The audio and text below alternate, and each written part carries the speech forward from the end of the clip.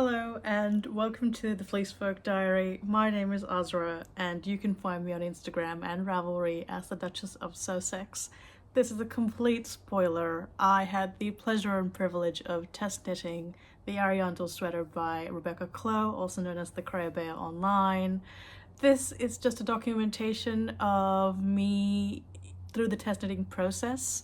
I thought that would be fun for me to sort of record my thinking when I do my test knits. So I will take you all the way from I think November of last year to present time at the end of January.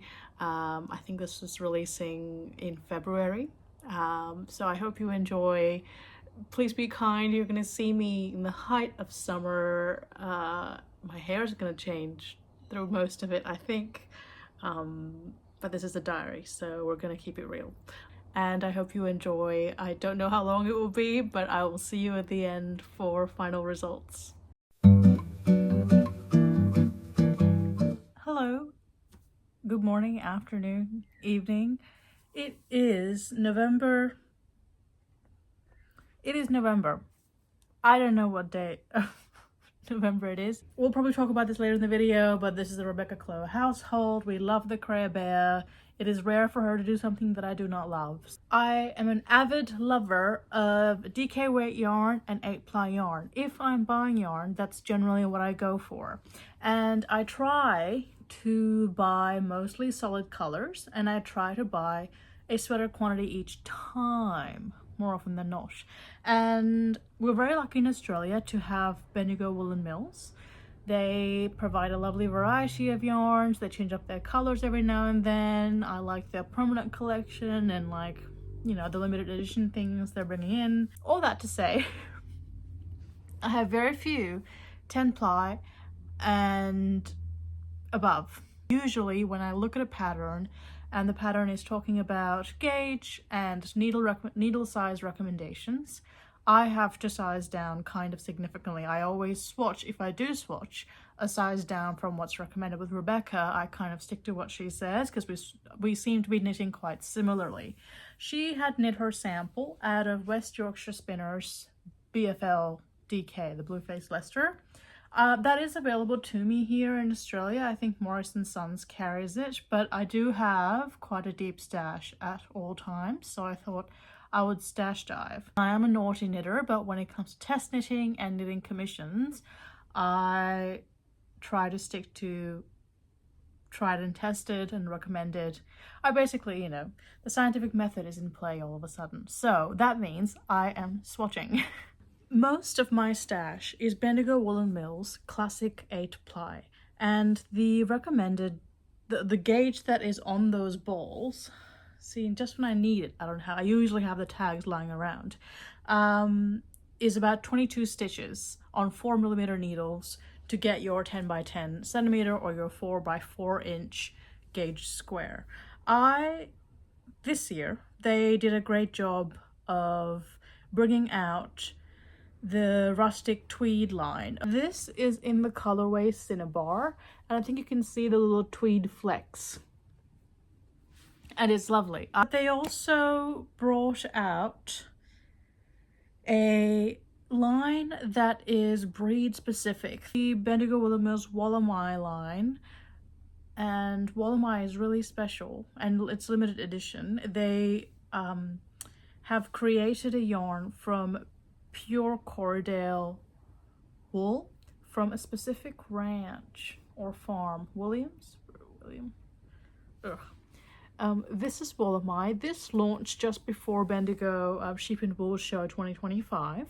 It's 100% Corriedale. It is still machine washable, and the Wollemi line is dyed in the wool and then spun. There are videos of them doing that on their social media. That's actually lovely to watch. The moment I saw this, I thought, ooh, I would love to knit a sweater, the Ariundle sweater, in something that is Bendigo Woolen Mills. I think it'd be also great for Australian knitters that are interested, because Bendigo Woolen Mills is very affordable and it's very accessible to everybody. They ship all across Australia. But the gauge for this sweater, and I'm not going to give away anything except what is publicly available to someone that hasn't purchased the pattern. The gauge for this sweater is 20 stitches by 30 rows. Rebecca recommends 3.75mm needles for the pattern. I do normally knit the 8-ply in 3.75mm needles. It's my comfort zone, but I know that the swatch that I get is about 22 stitches. When I first got my batch of rustic tweed and Wollemi, which is different to the classic 8-ply that I'm normally used to, I was itching to cast something on, but I had too many things going. So I thought, okay, to get the itch out of my system, I will swatch. And I made these two swatches. Now, these are not blocked, mind you. Isn't that lovely? So this is in the tweed. And when I measured across, and this is swatched flat. When I measured across this, I hit the 20 stitch gauge. I wasn't too worried about row gauge. I never am unless I'm knitting something from side to side, which is rare. So I thought, okay, I have other rustic colors in my stash, including in Cinnabar, and that could be an option. But I really did want the Ariundle to be knit in a solid color, because I really felt like the tweed flex would take away from the intricate kind of yoke. When I look at it, it reminds me of those sort of old, kind of like the Duomo, like the old cathedral type architecture. It makes me think of like root systems of really old trees that kind of come up above the ground and like snake their way through the forest floor. So I wanted it in a solid color. I didn't want to knit it in something bright. I wanted something really earthy. But I felt like if I went too dark, the details would be lost. So I was swatching like a maniac yesterday. I swatched with the tweed, Bendigo Woolemi's rustic tweed. I swatched with Wollemi for good measure, even though when I did this gauge swatch flat, it was again 22 stitches across. And this was initially not part of the yarns that I was considering for this test knit, but I remembered that this sweater is knit in the round, and this is my knitted flat gauge. When I knit in the round, I go up a stitch count, I go down a stitch count by 1 or 2. So I was really hoping I could hit gauge if I were to knit in the round, which is what the pattern is. Does that make sense? I think it's really neat to swatch flat, but the moment I use the same yarn, same needle, in the round, the gauge just does change. So I think it is important, if you are testing for someone specific, particularly, to be swatching in the manner that you will be knitting the project in. In this case, it's in the round. And as a curveball, because I did want to use 3.75mm needles, I also had some Cascade 220 in stash in the superwash range in the color Shire. I was saving this for something else, but this was a contrast color in my Afric sweater by Rebecca again that I recently finished. And this is kind of considered a worsted / 10 ply, and I thought, oh, if I have something plumper on my 3.75s, that could work as well. Anyway, it has started to look like Christmas out here. So I swatched yesterday, and I swatched in the round and then cut the loops. So it does look like I either wove these or it's like a lobster party. This is a cushion I don't care about. I just pinned all the swatches because I don't really have like a foam mat or anything like that. So here are my swatches. Look at how gorgeous that pattern is. And I feel like there is a clear winner. Unfortunately, in the tweed, even though it is my thickest yarn, I think I am losing the pattern a bit. I'm not getting as good a definition on the roots. So I think Bendigo tweed is out this round. There are various colors in the Bendigo tweed, and I feel like the different colors have different levels of the tweedy bits or the neps showing through. The pink is really like confetti-like. There is a color called confetti. I thought Cinnabar would work because the confetti, or the tweed nets are not as visible, but I still think it looks like the pattern is wearing the yarn. And I want it to be the other way around. I want the yarn to wear the pattern and show off the pattern. Then I went ahead with Cascade 220. I don't hate this. The fabric is nice and soft as well. I just feel like once it's on me specifically, on my sort of slightly darker complexion, the pattern is kind of hiding in the back. I feel like from afar it would look like I'm wearing just a plain raglan until you come real close. So that was also, I think, out of the question. When I soaked, because I knit it all together, when I soaked it, immediately I could feel the different characteristics of the yarns, and the Wollemi was just so soft. Corriedale is one of my, if not my favorite breed when it comes to sheep wool. It's so versatile. It is soft, you know. To me it's considered a medium wool. I'm gonna go on a Corriedale rant. I'm gonna keep it to the knitting. We'll talk about Corriedale some other time.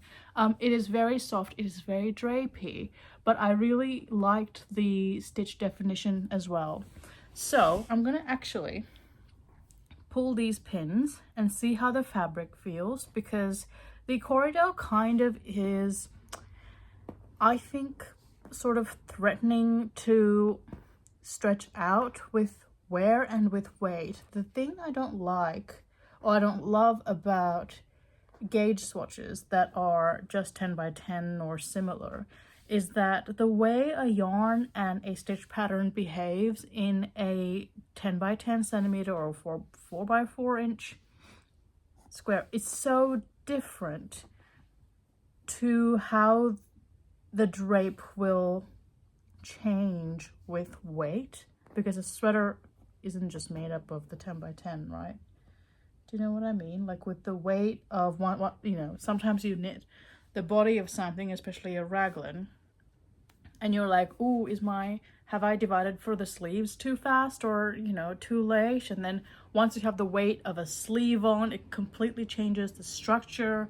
It distributes the sort of, not center of mass of the garment, but it just changes it. And, you know, no gauge swatch is going to be perfect. It's only an indicator of where we're headed. So, wow, that's beautiful.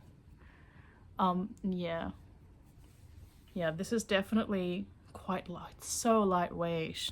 I wonder if it's like a woolen spun or something like that. I don't know if they do change those sort of metrics at Bendigo Woolen Mills, but I do believe I have hit gauge. Let me check. I think that'll do.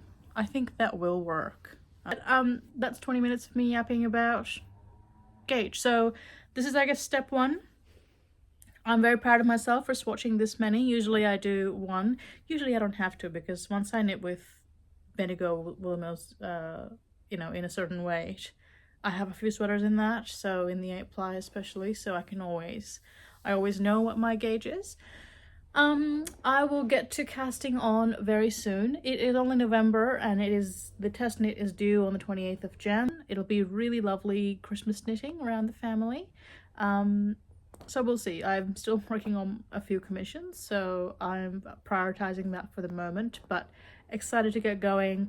I do think I'm going to knit with the Wollemi range, and I'll know for sure once I've cast on, and if it is what I start with, then in this next section we'll talk a little bit about the Wollemi range and why it's special. Hello and welcome to Casting On. My hair has gotten shorter, so there's, time has passed. This is Christmas Day, and I actually find this really hilarious because you can see the family kind of running around. Here I am trying to find the guts and the ends of the ball to cast on. I just want to take a moment to talk about why Wollemi is so special. In the years that I've been a knitter here in Australia, I have not seen Bendigo ever do a single origin yarn, and for them to do something non-merino is fabulous as well. and I'm a proud New South Welsh woman, and the wool is sourced from Kingsvale, in the southern parts of New South Wales, along the coast, sort of, near Young. Wollemi itself is a plant, it's a pine that is endemic to New South Wales, and it was actually kind of rediscovered, I think, in the 90s. We thought it was sort of extinct or gone forever, and there's some reports that it's possible the dinosaurs sort of crossed path with Wollemi.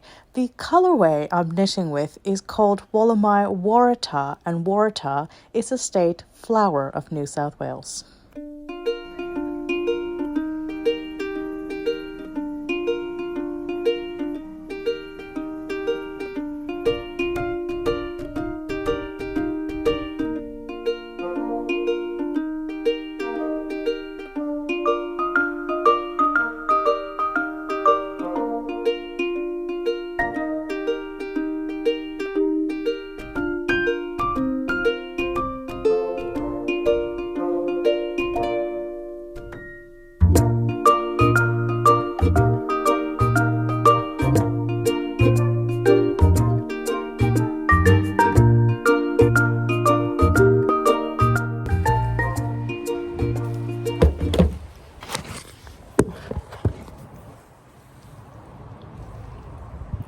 Oh, it's recording. Hello. In my infinite wisdom, I brought the Ariundle to New Zealand, and I've just bound off the bottom before dinner. It definitely, like, I was worried that I was making a mistake with the twisted stitches, but it just needs to be blocked out. I was like, oh, it's not very long, is it? But I'm not either. So let's just give it a little try on.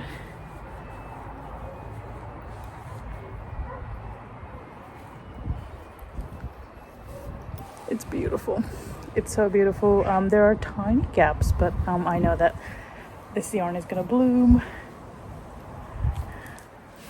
And when I'm back in Sydney, I'm going to... One tip I can give you is, because I didn't read the pattern and I didn't realize that the of starting the ribbing, like the neckline here alone. I thought we'd pick it up later, actually. And by the time I realized it, I didn't feel like casting on all these, but I know that this will block out. And with the weight of the sleeves, it will come down and look neater. But very happy with that. Hello. I'm suffering big time from like Christchurch withdrawals, but last night finally bit the bullet, and started on sleeve 1. Which side are you? There's the right sleeve, and it's coming along beautifully. I've gotten through quite a few of the increases already. This will block out anyway, this bit, but I was just sitting here admiring this yarn in the sunlight, and of course it's not catching in on camera, but yeah, I'm really loving the tones in this yarn, but we'll talk a bit more about this when I'm finished.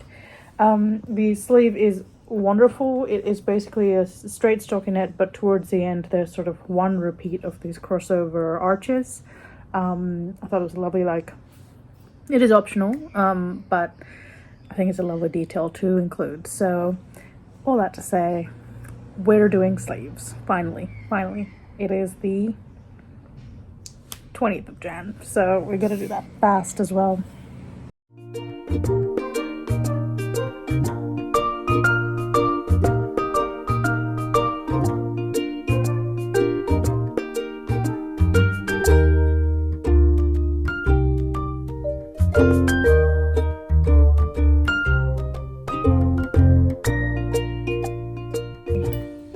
I don't know why I'm always surprised that when I hit gauge, the pattern does what the designer says the pattern will do.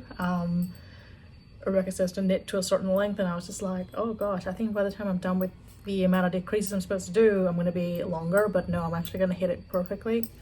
I love how already the weight, the little weight that this sleeve is providing is pulling down this pattern. I'm really loving how it's fitting under the arm. And I just know that after it's blocked, it's going to be perfect. Ta-da! It's lovely. That'll block out beautifully. That took maybe a day. Not really. I did it, started last night, finished this afternoon. I love that detail in the cup. I like the length that it hits. With a bit of blocking, it's gonna drag down a bit anyway. Yeah, so good to know. I'll probably be done with the sleeve, the next sleeve tomorrow. Sorry, you're at an angle, you're on my spinning wheel. Yeah, really fun.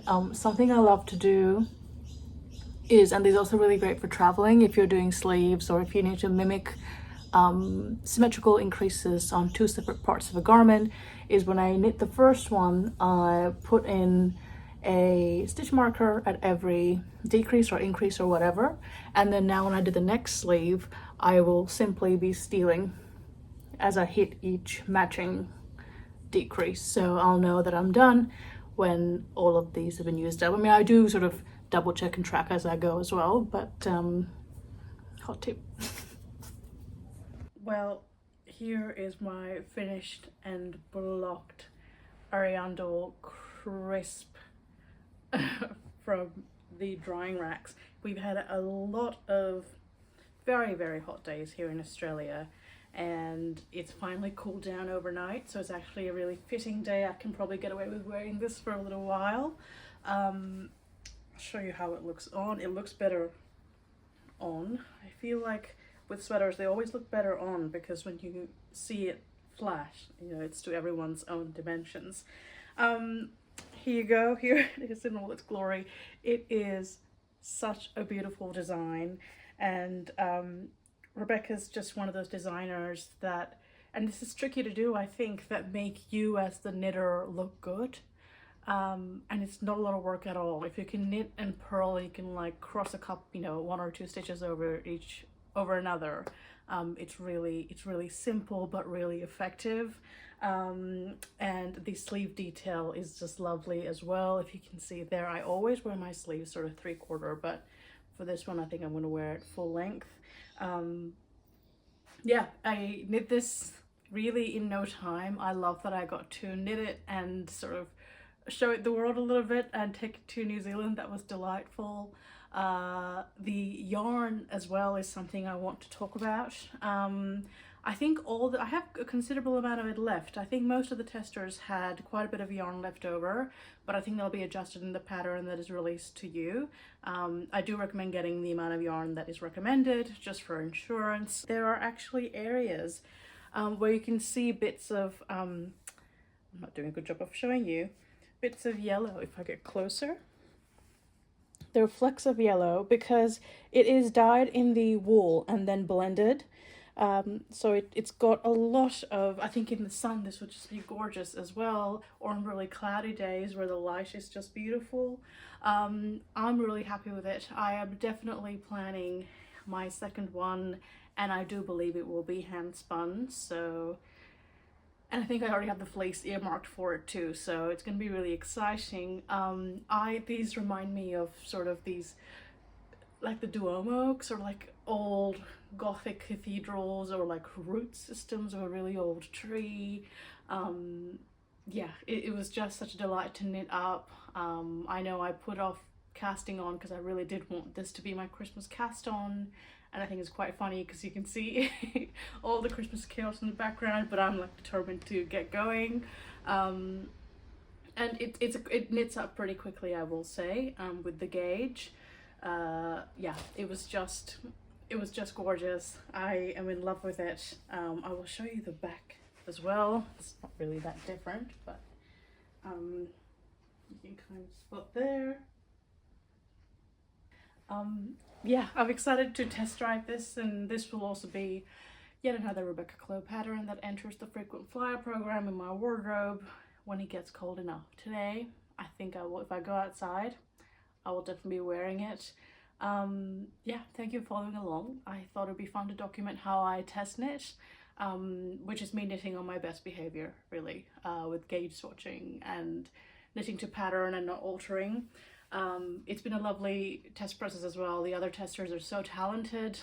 There is a great variety of yarns that everyone has used, so do check out the project pages for that on Ravelry. I will link to the Ravelry page for the pattern below, and on Ravelry you can also find whatever notes I have. I really didn't modify anything. I think I knit it exactly to pattern. Rebecca and I think match in dimension in terms of like length, height and gauge, so it was quite a walk in the park for me. But no, there are other testers that had yarns that had beautiful sort of stitch definition, even crisper than this, mind you. So definitely check that out. There is a myriad of yarns that are sort of at different affordability ranges for you to explore as well. Yeah, I hope you knit yours up too, and we could match if you are doing one in handspun. I'd love to know what you'd make it out of. But yeah, that's it for me this week. I've really enjoyed knitting this, and if you give it a go, I'd love to see what you make. Happy crafting. I'll see you next time. Bye.